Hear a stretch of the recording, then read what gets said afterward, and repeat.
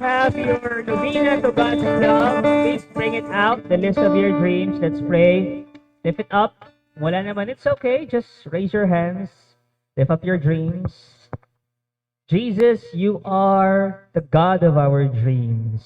Lord, sometimes we feel frustrated. Sometimes we feel we doubt sa inyo because nararamdaman namin na parang tagal ata na mangyari yung mga dreams na yan. But today, Lord, we surrender everything to you.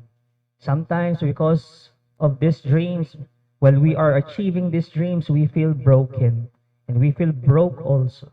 Heal us. Because we believe that you are the healer of the broken and the God of our dreams. And we declare today, dreams coming true. In Jesus' name we pray. In Jesus' name we pray.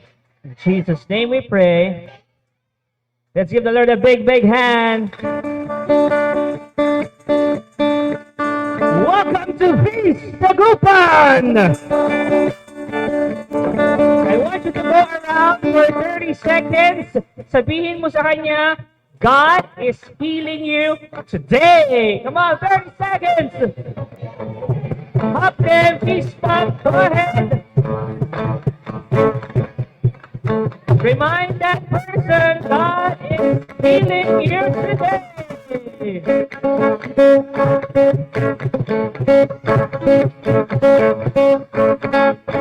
One go around, greet everybody. God is healing tonight. 10, 9, 8, 7, 6, 5, 4, 3, 2, 1. Get there,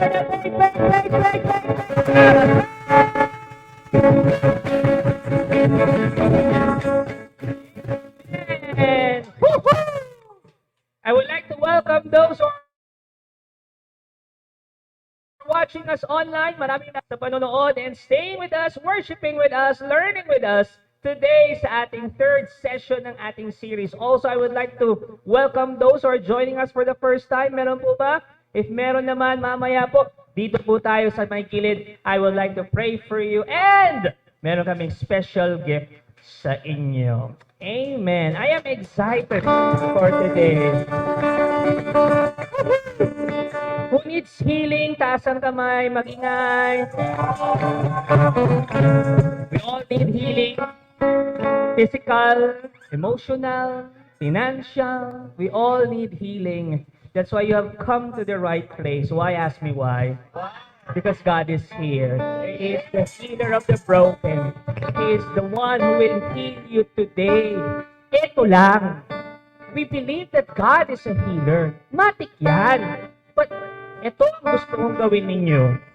I want you to open your heart sa healing niya. Huwag mong kontrahin. Ang healing ng Diyos, nandiyan lang.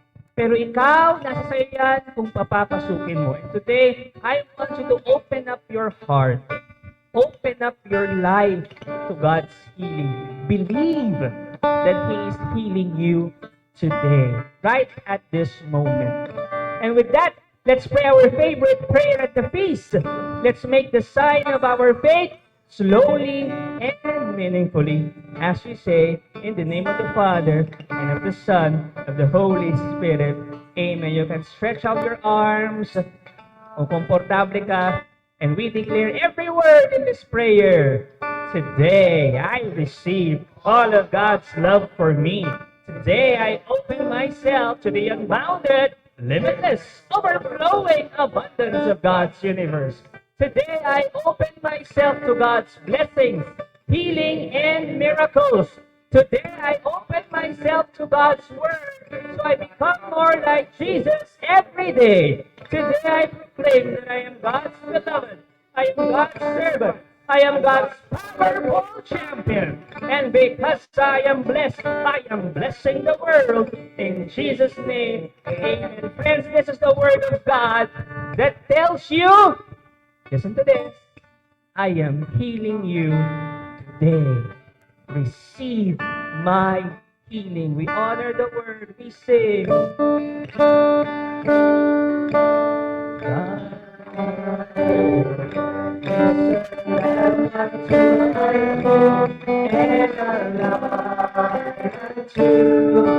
alive unto my life. Welcome to the continuation of our series, Feels. Sabihin nyo nga, Feels. Yung ramdam na ramdam ko, Feels. Tayo po ay nasa talk number 3. And in this talk, pag-aaralan natin, pag-uusapan natin tungkol sa emosyon ng anger. Tingnan ng katabi, baka galit yan. And I would like to share with you our word for this talk. Galing sa book of Ephesians. Sabi dyan ni St. Paul, be angry, but do not sin. At yan din po ang ating one big powerful message for today. Be angry, but do not sin. I want you to make appear to 7 people. Tell that person, be angry, but do not sin. Come on, make appear. Be angry, but do not sin. Woohoo! Be angry, but do not sin. Hello po. Woo! Yan. Diba? Tanong!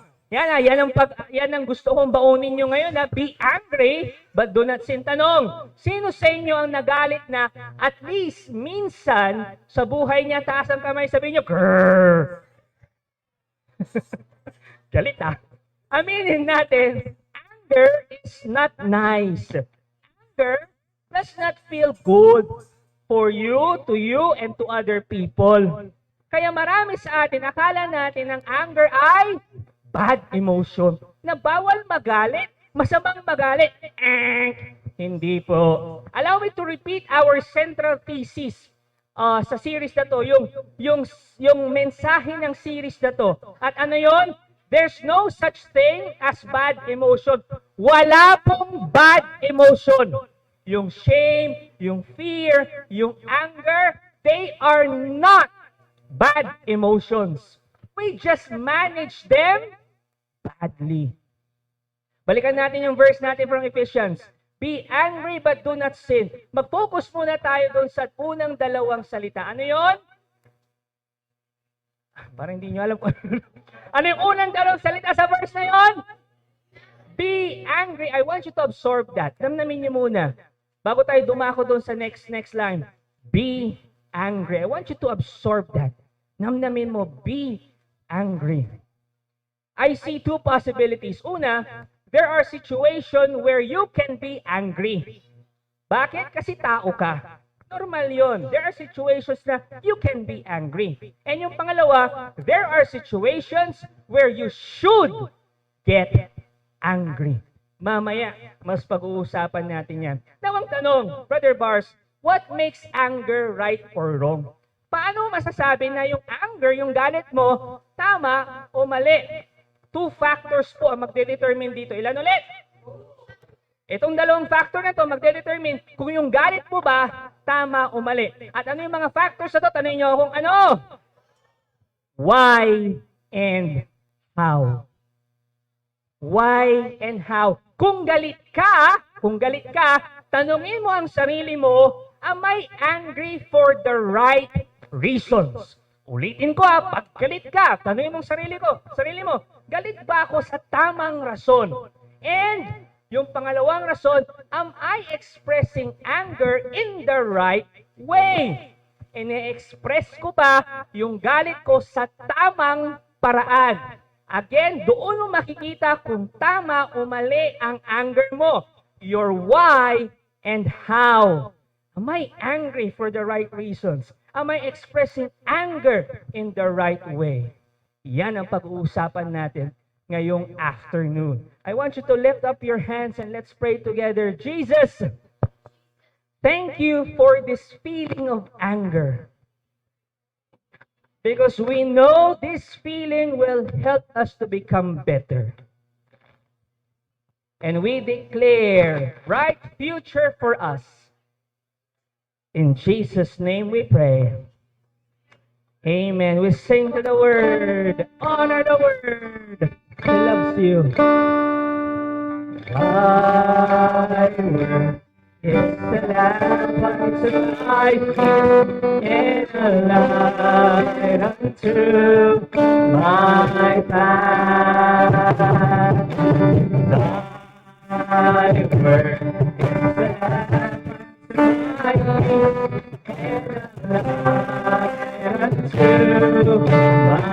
Big hands. Love him today. Amen. Please be seated, everybody. At habang mapupo kayo, pakisabi ulit sa katabi mo, be angry but do not sin. Amen. At yan ang pag-uusapan natin ngayong gabi. Are you ready? Let's do this. To continue our talk for today, please give a warm peace, dagup, and clap and welcome to our brother, Brother Lawrence Bandong.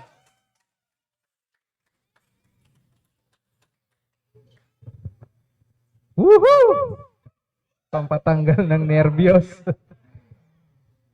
Be angry, but do not sin.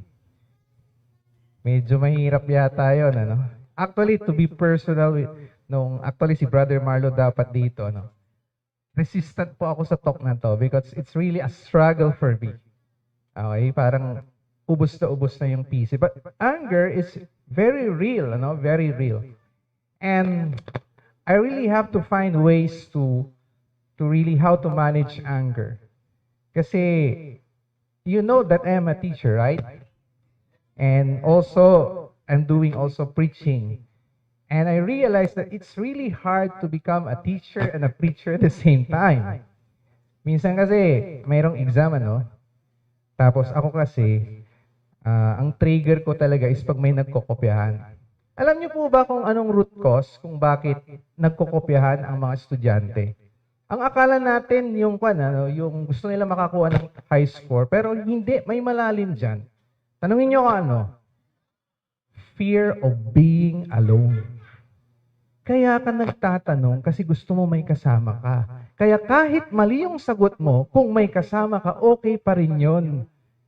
Now, mayroon yung time na yon, I was giving an exam, tapos biglang mayroong nagtatanong, ano? Hindi ko na-control yung anger ko. Sabi ko, ano yan? Alam niyo, pagtingin ko sa mukha niya, umaattend ng fist light. Hindi ko alam kung anong gagawin ko that time dahil hindi ko masyadong na-manage ang anger ko. And it's a real thing because we have to understand this because anger and danger, ang pagitan lang nila ay letter D. The only difference between anger and danger is letter D. And today, I'm talking about two audience.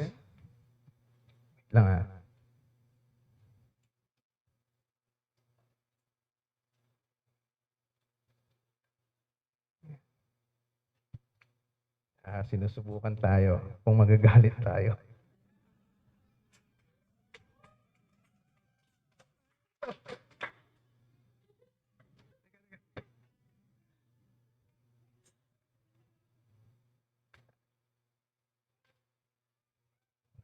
Wait.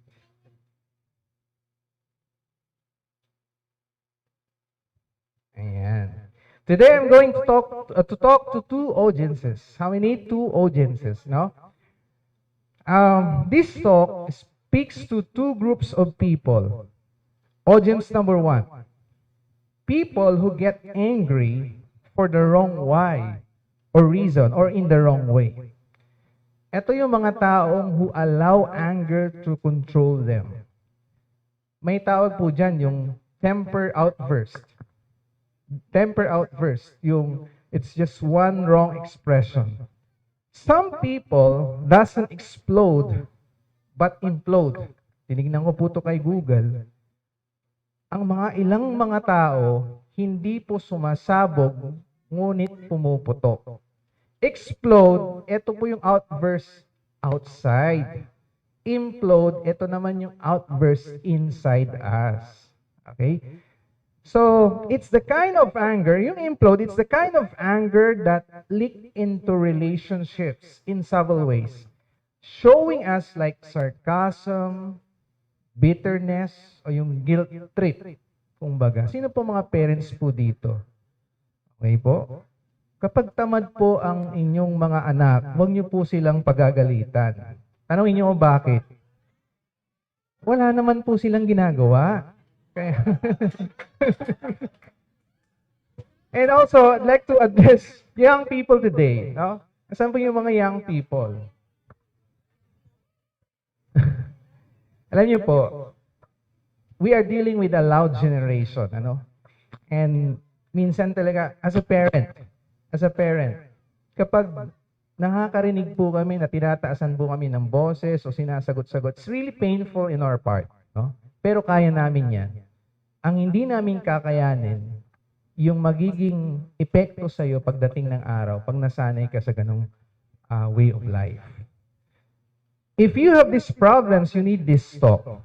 Audience number 2, and I think kasama rin po ako dito, people who don't get angry even for the right reasons. In short, ito po ay para sa mga taong hindi marunong magalit or they don't know how to express their anger. They don't know how to get angry. There are people that I met who were abused, their loved ones were abused, and yet they refuse to get angry.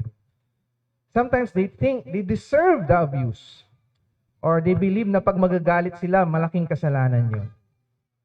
Or kapag may grave injustice towards others, they remain apathetic. Yung wala pong pakialam. Ito po siguro yung dahilan kung bakit ako nag-struggle sa anger.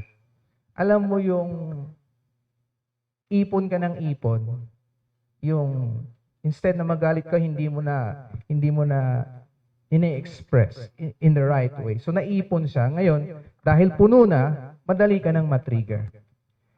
And I really pray for the grace of this, of healing and anger. Tama po si Brother Bars that God will heal us today. Kasi baka nga yung galit natin na na-express natin sa labas, baka nga mayroon po tayong buried anger sa loob ng puso natin. Now, let's start with this question. How does anger happen? Okay? Usually, we get angry when our expectations are violated.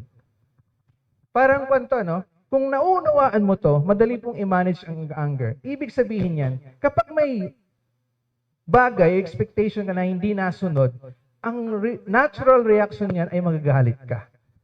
Okay, like ba example, may inutusan ka, tapos hindi nasunod, natural yun na magagalit ka. So, pag aware ka po doon, madali na pong i-manage ang anger. Ang tawag po dyan, violated expectations. Ang ganda po ng book, Why Emotions Matter ni John and Kristen Collins. Let's read it by heart. We all have expectations. We have long-term expectations about what our life will become one day. We have short-term expectations about how our day will go. We have expectations of how people should behave and how society should operate. Anger is the surge of energy and aggression we feel when those expectations aren't met. It's a powerful feeling, a strong sense that you are right, that someone or something else is wrong, and that the situation needs to be rectified. Kaya madali pong magalit. Madali pong magalit because of our unmet expectations. Nai-relate po ang anger like a nuclear energy. Locally, yan yung sumabog ang bulkan na sinasabi po natin. And just like nuclear energy, it can do a lot of good or a lot of bad depending on how you use it. Question: did Jesus get angry? Did Jesus get angry? Let's read Matthew 11, verse 15 to 16. They came to Jerusalem, and entering the temple area, he began to drive out those selling and buying there. He overturned the tables of the money changers and the seats of those who were selling doves. He did not permit anyone to carry anything through the temple area. I did plan na maglagay po ng table dito, i-overturn pa, no? Kaya lang nung pre-practice ko na kanina, nasira agad. But the point here is, itong kwento na to, even myself, nung bata pa ako, it makes me uncomfortable. Mayroong isang kaibigan na nagsabi, Jesus seems so out of character here. Nasaan na yung Jesus na kinakanta sa church na heart of Jesus, meek and mild? But my dear friends, God gave us the emotion of anger for a purpose. There are times when God wants us to be angry. Saint Thomas Aquinas says, "He who is not angry when there is just cause for anger is immoral." The next verse explains, "Then he taught them, saying, Is it not written, My house shall be called a house of prayer for all peoples, but you have made it a den of thieves." Jesus was angry for the right reason. But was Jesus angry in the right way? Tama po yung reason niya. Ano? Was he being overdramatic? Isa namang kaibigan sinabi niya, naunawaan ko na nagagalit si Jesus. By the way, nagagalit siya dahil there was so corruption in the temple. Na yung binibenta po nila doon is 10 times higher. Okay? But, did Jesus have to overturn the tables and get a whip of cords? Hindi ba pwedeng na-express na lang yan ng mas less dramatic? And I tell tama po yun. You use the right word, no? Jesus was dramatic because in ancient Jewish culture, what he did was prophetic theater. Prophetic theater. Ito po yung standard tool ng mga prophets' toolbox. Like great prophets Isaiah, Jeremiah, Ezekiel, and Hosea. Parang ito yung toolbox ng mga prophets noon.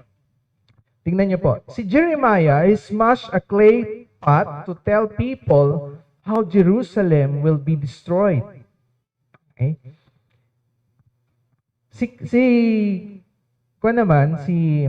He also walked around, si Jeremiah also walked around a wooden yoke to tell them of the coming Babylonian captivity. Si Ezekiel naman, he lay on his left side for 390 days and lay on his right side for 40 days to signify God's punishment for both Israel and Judah. Ito pa, the most wild theater. Isaiah walked around naked for 3 years. Maybe with his briefs, but still 3 years. Salamat sa Diyos, ano? At hindi na ginagamit na toolbox sa mga propeta ngayon, yung mga nagpipreach ngayon. Kung hindi kawawa kami ni Brother Marlo at Brother Bars. My point here, my dear brothers and sisters, everything was deliberate. And it was deliberate. Hindi po siya spur of the moment or hot-headed outburst. Jesus was in control. Everything was planned. Jesus cleansing the temple was prophetic theater. His anger was very real and he expressed it in the appropriate way at that time. At that time. Parang yung pagpasok niya sa Jerusalem with the drama to, yung king riding on a donkey.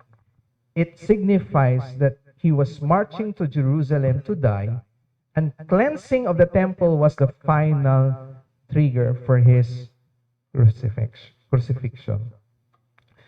May isang kanta na ang pamagat, sana dalawa ang puso ko. Oh, I wish I could sing that, no? But, kung iisipin mo, minsan siguro ganun din tayo. Sana dalawa na lang yung puso para yung isa para sa anger, yung isa para sa love. Unfortunately, isa lang po ang puso natin. At hindi po kayang magsabay. Iisa lang talaga dapat ang manahan. Nagulat po ako sa sinabi ng pare kahapon. Nung sinabi niya sa akin, it's your choice. Kasi may pasanin ang anger, ang galit. May pasanin din ang pag-ibig. Both have burdens. Kaya lang ang pasanin ng galit ay miserableng buhay. At ang pasanin ng pag-ibig ay kapayapaan at kaligayahan. So it's our choice. So once again, let's ask for that grace, not just to manage anger, to reveal to us ano ba yung root cause ng ating anger. And I believe God will heal us today. Amen? Amen. Brother Bars?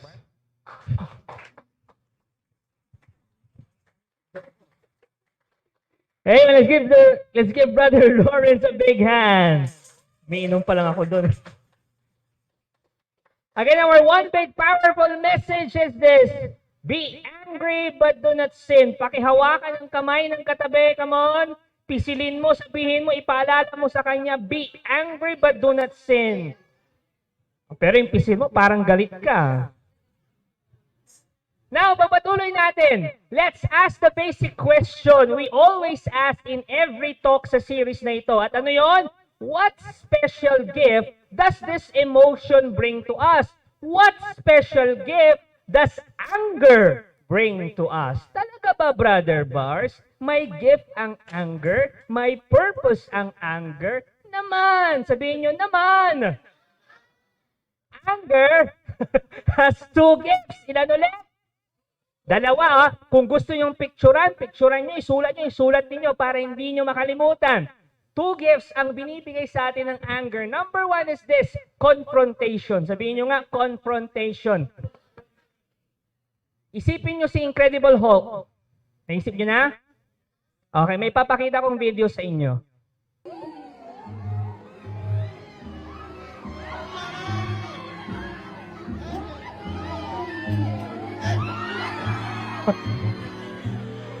Yan si Incredible Hulk. Napatunayan ko na dadapatin pala siya. Takot yung mga bata eh. Di ba si Incredible Hulk? Yan. Meron ako nakitang picture kaso hindi ko na nailagay eh. Anyway, Pinoy version. Si Incredible Hulk, normal siyang tao, di ba? Pero kapag nagagalit siya, lumalaki siya. Lumalakas siya. Nagiging green. Di ba? Yan po ang purpose ng anger. Hindi maging green, ha? Ang purpose ng anger ay ito. Anger can make you strong to confront the problem. That's the gift of anger. Naalala ko po dati nung college ako, syempre may mga kaklase ako, tapos yung mga kaklase ko, yung isang kaklase ko, mahilig mag-joke. So joke siya ng joke. Tapos napansin ko yung joke niya, parang sarcastic na, patama sa akin. Tapos nakaka-offend na on my part. Tahimik po kasi ako nung college ako. Doon lang ako nakaupo. Tapos nag-joke siya, para hindi siya mapahiya, tumatawa ako. Ganun lang. Pero nakaka-offend na siya. Yung mga joke niya. Hanggang sa, dahil nga, nagalit ako, sumabog ako, tumayo ako ng upuan, kwinelyuhan ko, sabi ko sa kanya, pre, anong problema mo? And then sabi niya, hindi pre, relax ka lang, nagjo-joke lang naman ako. Yung joke ko kasi ganito, in-explain na niya yung joke niya. You see, this anger, this inner drive, when handled prudently, can help us fix the problem that caused our anger. Kapag kinonfront mo na, take note ha, when you confront, you are not picking up a fight. Hindi ka nakikipag-away when you confront. Yung tipong, galing ka, suntukan na lang tayo. Hindi ganon ang confrontation. Naalala ko nung high school ako, kapag mayroong mag-aaway sa amin, ewan ko kapag nasubukan nyo to, may mga mangsusulsol. Sige nga, hawakan mo yung tenga niya. Hawakan yung tenga niya. Hawakan yung tenga mo. Di ba, may mga ganon. Makaka-relate. Sige na, hawakan mo nga yung dibdib niya. Di ba, may mga magsusulsol. Away na sila, di ba? Tapos pag nag-away sila, hugas kamay ka, di ba? Again, kapag nag-confront ka, hindi ka nakikipag-away, take note. You are not there to insult. You are not there to hurt. You are not there to take revenge. The goal of confrontation, ito, basahin natin. The goal of confrontation is to communicate that a problem needs to be addressed. Kaya nga yung kanina, yung tanong ko doon sa nagjo-joke sa akin, ano bang problema mo? Sabi ko sa kanya, di ba? That's the goal. A problem needs to be addressed, that someone need to be protected, and sometimes that someone is you. Kaya ang anger is a gift. Kapag nagagalit ka na, i-confront mo lang. Sabihin mo lang yung simpleng, galit ka ba? Hindi mo na ako kailangan sigawan. Babaan mo ang tono ng boses mo, makikipag-usap ako sa iyo ng maayos. Nakita niyo yon? It takes a lot of courage to say that. Pero kinonfront mo, tapos biglang bababa ang tensyon. Okay, kapag may nagjo-joke sa iyo at feeling mo foul na, no-offend ka na, sarcastic na, pwede mong sabihin, ano bang ibig mong sabihin? hindi ko magets. Tapos hayaan mo siyang i-explain niya yung joke niya sa'yo na sarcastic, na offending sa'yo. And that's already enough. Because confrontation is a gift. Bakit siya gift? Tanong niyo kung bakit? Because you get to be face to the reality na ano? Na merong kailangang itama. Am I making sense here? Sino pong may negosyo po sa inyo, itaas ang kamay at sabihin yung mi. Sino naman din po sa inyo ang nagtatrabaho sa isang customer care service? Meron po ba? Taas ang kamay kung meron. Yeah, mi, ayan. Naranasan nyo na kung may negosyo kayo, okay, nagtrabaho kayo sa customer care service, naranasan nyo nang may mag-complain. Magko-complain sa inyo, tayo mga Pinoy daw makomplain. Kapag walang ulam, sasabihin mo, ano ba yan? Walang ulam. Pag may ulam naman, isda, ano ba? Isda na naman. Palit kaya kayo, sabihin niya, tao na naman, mga ganon, di ba? O kaya naman, magsasabihin niya, may ulam ka naman, gulay. Ang sasabihin mo, ano to? Everyday nutrition man? Reklamo ka na. Tapos kapag gagawin karne, grabe naman, karne na naman, parang gusto niyo na akong patay. Di ba mareklamo tayong mga Pinoy? Ang dami nating complain sa buhay. Di ba sa customer service o kaya sa negosyo, marami nagko-complain. Tama? Marami nagko-complain. Kung ikaw ay nasa customer service o negosyante ka, huwag po kayong matakot sa mga complaints, sa mga galit na customer. Bakit? Tanong niyo akong bakit? Because confrontation is a gift. It gives us the golden opportunity na mag-apologize at ayusin ang problema so that you can serve them better. At kapag napakinggan sila at napagsilbihan mo ng maayos, you turn a complaining customer into a raving and life. Kaya wag po kayong matakot o mahiya sa confrontation. Pakisabi sa katabi mo, wag kang matakot. Use your anger to confront the problem. Pero ito, the lack of confrontation is also bad for relationships. Hindi lang sa negosyo. Kung sa relasyon, wala din confrontation, ay, medyo masama din yun. You see, I am blessed to be married kay Jubel. Si Jubel kasi, minsan ang sabi, prangka yan. Sabi ko minsan, sabi ko sa kanya, pasmado yung bunganga mo, sabi ko sa kanya. Kasi sobra siyang prangka. Pasmado yung bunganga mo, sabi ko sa kanya. Kapag galit siya, sasabihin niya. Kapag naiirita siya, sasabihin niya. Kapag naiinis siya, sasabihin niya. Kapag mabaho, sasabihin niya. Pero pag mabango, sasabihin din niya. Alam niyo, in the early part of our marriage, nabother ako sa pagkaprangka niya, nainis ako, kasi sabi ko sa kanya, puro ka na lang reklamo. Reklamo ka dito, reklamo ko dyan, reklamo dito. Pero, nung sinabi ko yon, ang ganda ng sinabi niya. Alam niyo kung anong sinabi niya? Tayo niyo kung ano. Sabi niya, kaya ayoko nga magsalita eh. Kasi kapag nagsasalita ako, hindi mo naman ako pinapakinggan. So para akong binuhusan ng malamig na tubig noong mga panahon na yon. Years later, na-realize ko na sobrang laking blessing pala nung pagka-prangka niya. Yung pagiging prangka niya, kasi open siya sa akin. Lalo na sa nararamdaman niya. Nasusundan niyo ako? Kasi hindi ko na kailangan manghula. Yung iba kasing misis, manghuhula pa yung asawa nila. Sample, yung mister, barkada ko. Sasabihin ng misis niya, sige. Pero sa loob ng mister, ting-ning-ning-ning-ning, anong ibig sabihin niya? Ting-ning-ning-ning-ning-ning. Ano kaya, pag lumabas ako, ano mangyayari? Ting-ning-ning-ning-ning. Tapos, yung babae, yung misis, sabi naman niya sa isip niya, sige. Sige ang sabi ko, pero hindi pa ako tapos. Sige, subukan mo lang lumabas. Pag lumabas ka, patay ka sa akin. Ipilit mo pang lumabas, ha? Di ba may mga ganon? Di ba? Kaya yung mister nang huhula kung totoo ba yung sinabi ng misis niya o hindi. Si Jubel, yung misis ko, kung anong ayaw niya, sasabihin niya. Kung anong gusto niya, sasabihin niya. Kung mabaho, mabaho! Kung mabango, mabango. Kanya niya. Sasabihin niya yan. O lalo na tungkol sa akin, mabaho! Mabango, mabango. Pero kapili naman siya mag-affirm pag mabango. Anyway, going back, hindi to amoy ang pinag-usapan natin na anger. Eh di, kapag sinabi niya yun, tapos na, di ba? Wala nang problema, magpo-focus na lang sa pagremedyo, di ba? Kasi, again, open siya, prangka siya. Pwede na ako agad mag-sorry if ever nasaktan siya. O di ba, ang dali ng buhay ko. Kasi, manghuhula pa ako kung yung iba kasi, manghuhula pa kung anong nararamdaman ng isang tao, ng isang babae. Yung babae, 50,000 ang emosyon yan. Iba't-ibang kombinasyon pa. Ay, grabe. Dinaig ang kombinasyon sa loto. Diba? Ganon ka. Huhulaan ko, mahuhulaan namin. Diba? So sa kanya, blessing yun, na-realize ko kasi agad-agad sasabihin na niya, galit ako, naiinis ako, ayoko yung ginawa mo. Ano ba yan? Wala ka na namang ginawa. Yung ganon. Diba? Mga misis, taas ang kamay!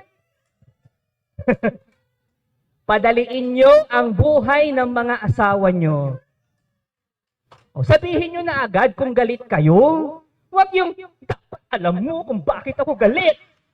My goodness, tigil-tigilan nyo ako Dapat alam mo kasi matagal na tayo.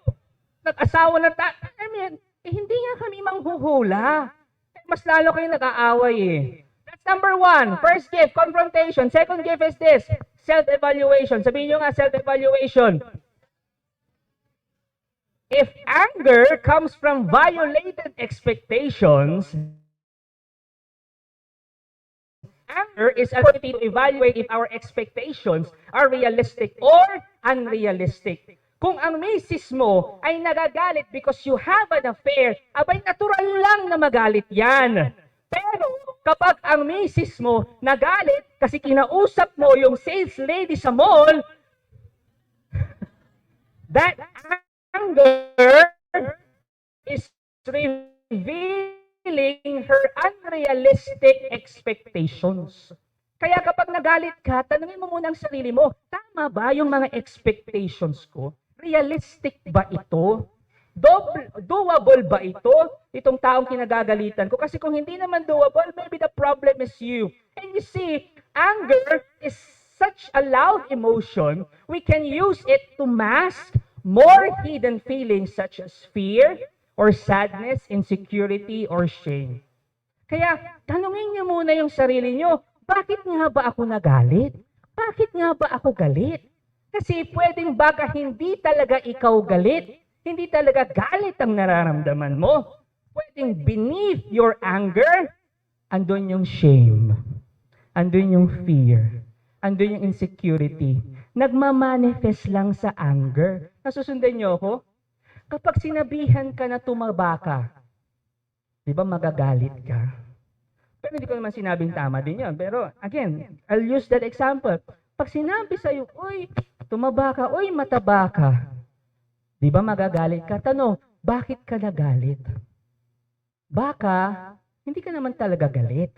Baka may shame sa loob. Nasusundan niyo ako? And there's something you need to work on. Am I making sense? Nasusundan natin. Yung mga triggers mo, kapag nagagalit ka, can be an opportunity to self-evaluate yourself so that you can deal to the deeper, important issues. Another problem with anger ay ito. Uncontrolled anger makes us see people as problems, not images of God. Di ba, pag galit ka, talagang hindi mo nakikitang, image ng Diyos Mumurahin mo pa nga Sasaktan mo pa nga Bakit? Hindi mo nakikitang imahe, hindi mo nakikitang imago Dei yan, image of God. No, ang nakikita mo, you see them as problems pag galit ka. Nasusundan niyo ako? And anger can also push us to blame others, focusing on other people's imperfections rather than our own. If we allow our anger to control us, we end up dehumanizing. Sabihin nyo nga, dehumanizing. If we allow our anger to control us, we end up dehumanizing people. Ibig sabihin, binababa natin ang dignidad nila bilang isang tao. Minumura natin sila, Sinasaktan natin sila, minamaliit natin sila, pinagsasabihan natin ng mali when we are angry, when we allow our anger to control us. We do not see that they are images of God. Nasusundan niyo pa ako? And when we no longer see them as people, doon tayo mas madaling magalit. Madaling maging violente. To tame our anger, I encourage you to do two things. Ilan ulit? Pwede niyong picturean, pwede niyong isulat. Para bumaba yung anger mo, ito, dalawang bagay na pwede mong gawin. First is this, present your emotion to God in prayer. That's number one. Number two is this, get counsel from trusted friends. Yang dalawang yan, ako po, very vocal ako sa inyo. I have some struggles sa emosyon pagdating sa temper. So, number one, I present my emotion to God. Number two, Brother Boggs told me to contact this organization para mas ma-heal yung struggles ko sa temper. Nasusundan niyo ako? Kasi yun po yung dalawang paraan. You present your emotion to God and then you present, you trust, you share doon sa mga trusted friends mo. Bakit natin kailangan ng Diyos? Bakit natin kailangan ng trusted friends? Tanungin niyo kung bakit? To gain objectivity. Because listen to this. Because we are not always right, lalong-lalo na paggalit tayo. We can also be wrong. And sometimes your anger can blind you of your objectivity. Because many times, what needs to be corrected are not the actions of the other person, but our own unrealistic expectations. Bigyan ko kayo ng dalawang sample ng wrong expectations. Okay lang? Una po ito. Sino po dito ang mga magulang? Ang mga magulang na may anak, bata pa, kid, taas ang kamay. Ayan, maraming salamat po. Yan. Ayan, okay. Diba? Sometimes, yung ibang parents, ganito. Yung ibang parents nagagalit kapag yung kids nila are being kids. Galit sila sa anak nila kapag galit sila sa anak nilang bata kasi bata sila. Anong ibig kong sabihin? Kapag galit sila, yung mga magulang sasabihin nila, anak, ang kulit-kulit mo. Anak, ang gulo-gulo mo. Anak, ang ingay-ingay mo. Pero di ba ganun naman talaga ang bata? Makulit, maingay, laging laro ang nasa isip. Nasusundan niyo ako? Ito, tatlo yung sample ko. Ito yung pangalawa. Isasingit ko lang ito. Meron po kaming bagong aso. Aspin din.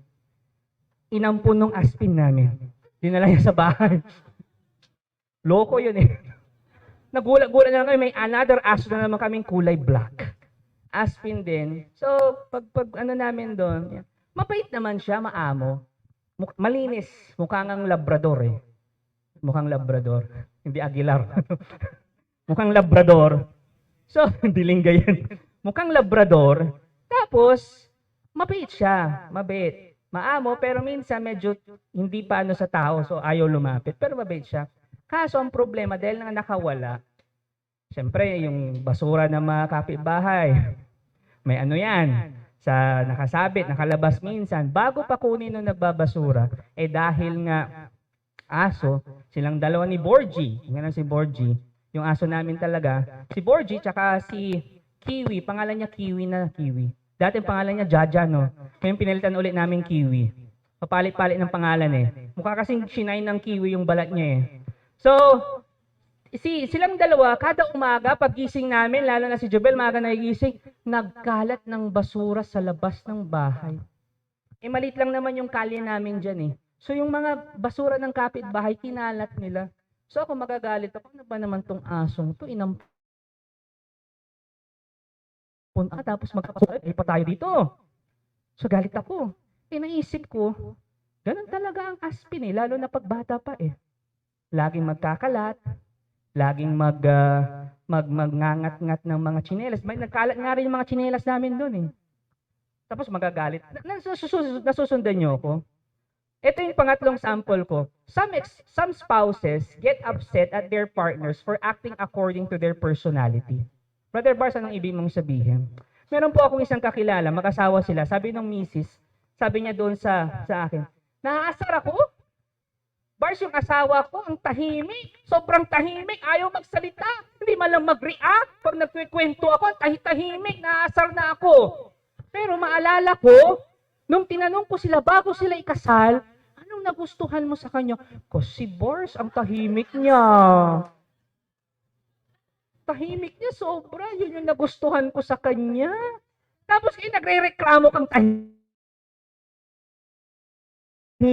Ito, masasabihin niya akin, Bars, naaasar ako dito sa misis ko. Ang ingay, daldal ng daldal, kwento ng kwento, nabibingi na ako, minsan nagar pa. Papaalala ko, ano ba yung nagustuhan mo sa kanya? Nagustuhan ko sa kanya, grabe siyang magkwento, alive. Buhay na buhay. So, walang boring na moment. Yun yung nagustuhan ko sa kanya. Pag-untugin ko kaya kayong dalawa, sabi niya. Diba? Alam niyo yun? Hindi tayo. Listen to this. Ganun na sila. Mula pa nung una pa lang, di ba? Bakit mo i-expect na bigla silang magbabago? Unrealistic expectations. Again, yung personality po ang tinutukoy ko dito. Ask yourself, whenever you get angry, how realistic are my expectations? Baka naman yung kinagagalit mo, personality niya na yan bago pa kayo ikasal. Ganyan na siya. Palalahanin mo rin, baka yun din naman yung nagustuhan mo dati. Diba? Kaya nasabi sa Proverbs, it is good sense to be slow to anger. Sabihin nyo nga, slow to anger. And an honor to overlook an offense. Slow to anger. Huwag kang nagagalit. Tingnan mo yung katabi mo, sabihin mo sa kanya, huwag kang nagagalit agad. Ay, nako. Now, how can we respond? Ito na. Ito na yung practical naman. How can we respond to anger in a wise manner? I would like to share with you 5 steps to lead your anger well. Pansin nyo, every session may ganyan tayo. Steps to lead your emotions. Ito naman, to lead your anger well. Ay, naku, isulat nyo po ito. Picturean nyo yung mga to. Kasi, this can help you. Are you ready? Say, I'm ready! Step 1, mabilisan lang. Step 1 is this. Observe anger. Sabihin nyo nga, feel your anger and assess it. Observe what is happening inside you and outside you. Inside you, check the intensity of your emotion. Outside you, check the severity of the situation. Tapos, tingnan nyo kung nagmamatch ba sila. Obserbahan nyo. That is step 1. Observe your anger. What's step 1?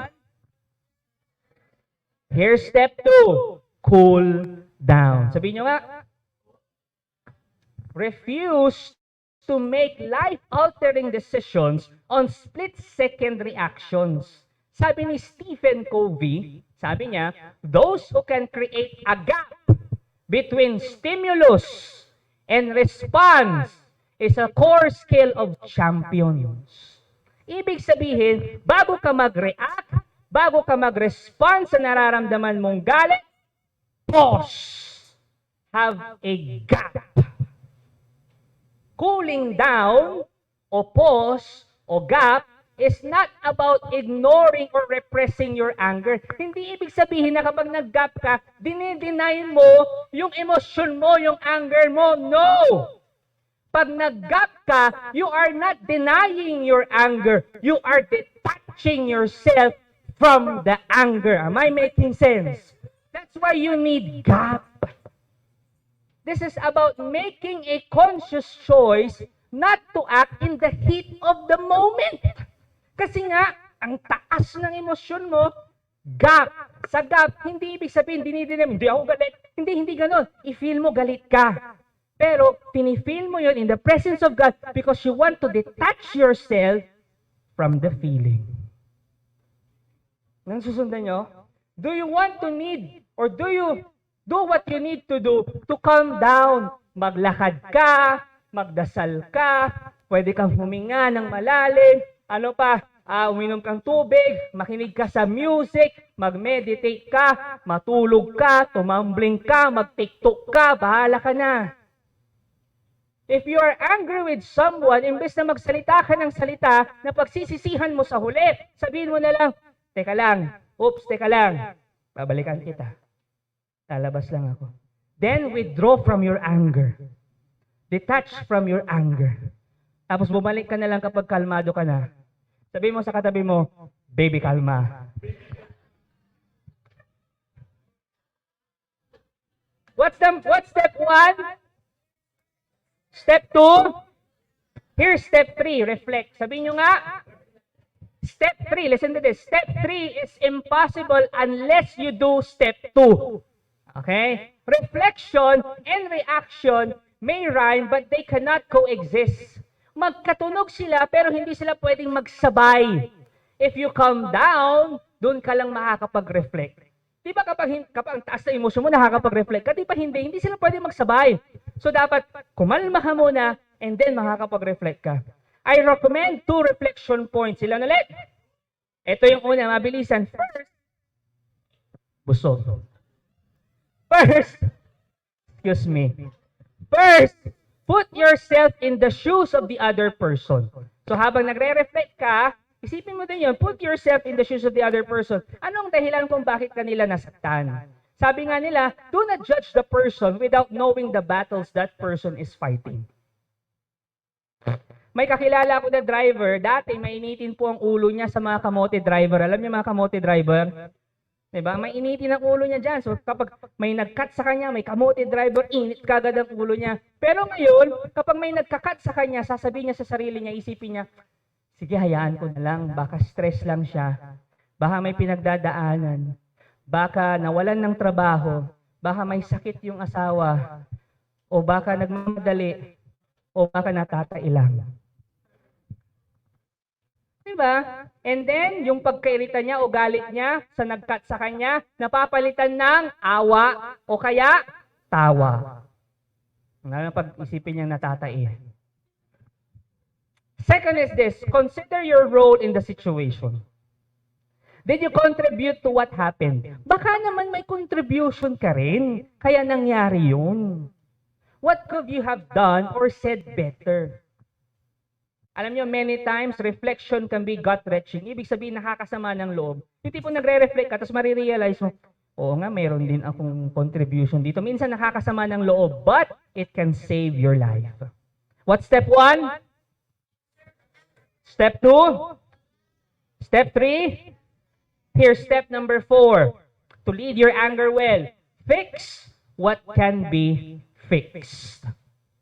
Change what you can change. Most of the times, mga kapatid, not everything can be resolved.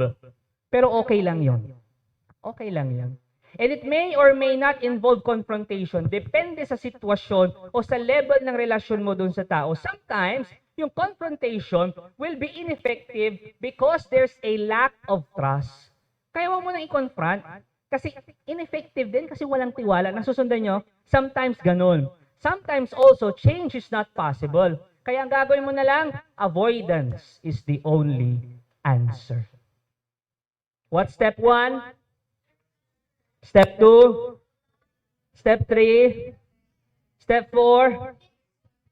Last step, create habits in self-awareness. This is how you get better at labeling and leading your anger. Yung iba, nagre-reflect through journaling. Yung iba, nagre-reflect through counseling. Yung iba naman, nagre-reflect through sharing sa small groups, sa LG. Doon sila nakakapag-reflect. Yung iba naman, nakakapag-reflect sila through talking with mentors. By discovering of the patterns of their anger, what and when and where and how it gets triggered, it will be easier to create that gap between stimulus and response. Dapat alam mo kung kailan ka nagagalit, kailan ang triggers, bakit may triggers ka. And then kung alam mo yon, meron ka na, it's easy for you to have the gap between your stimulus and your response, between your emotion and your expression. So review natin yung 5. Observe your anger, yung una. Number 2, Number 3. Step 4. Step 5. There are 2 kinds of people in this world. Emotionally responsible person and emotionally irresponsible person. What's the difference? Ito po. Emotionally irresponsible person, may dalawang phase lang. Phase 1, emotion. Phase 2, expression. Kung anong naramdaman, i-express niya. Galit siya, i-express niya. That's emotionally irresponsible person. The other person, kind of person, emotionally responsible person. Anong kaibahan? 3 phases. Phase 1, emotion. Naramdaman niya. Phase 2, gap. Phase 3, expression. The difference, gap. Because in the gap, you will hear God's wisdom. Because gap means God's amazing pause. That's gap. If you feel that's something na gusto mo burst out, okay, give yourself the gift of gap. May I invite everyone to please stand. Blessed so far. Praise God. Amen. Pwede magkwento? Pilitin niyo muna ako, parang isang taon ko nang hindi sinasabi to.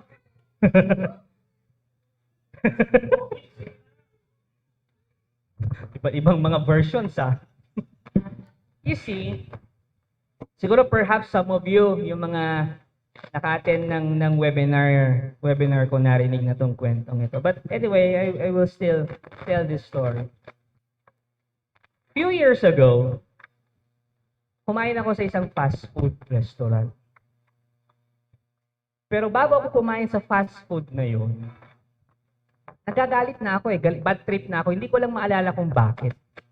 So, kumain ako sa fast food restaurant na yun, fast food chain. Galit ako, pumasok ako galit, order ako.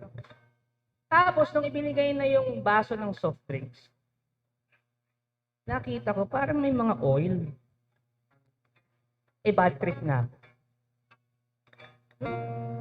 Miss, ano to? Parang di ata malinis. Parang oily. Papainom mo sa akin to? Tahimik lang yung crew. Ay, palitan ko na lang. Dapat lang! Kasi kung di mo papalitan, iinumin ko. Ikaw ba, maiinom mo yan? Pero hindi naman kasi ako iskandalosong tao pag nagalit. Gigil lang. Hindi naman ako yung, gano'n. Hindi naman lang gano'n. Pero, alam mong, nanggigigil ako. Kasi, di ba, iinumin ko to? Parang may mga oil sa taas. Sige po, papalitan ko na. Dapat lang, palitan mo. Kinuha niya. Pagbalik niya. Ito na po yung soft drinks niyo, Kuya Bars. Kilala mo ako? Opo, kilala ko kayo. Paano mo ako kilala? Nag-talk po kayo sa youth encounter namin. So why, inong youth po ako nung college. Talaga ba?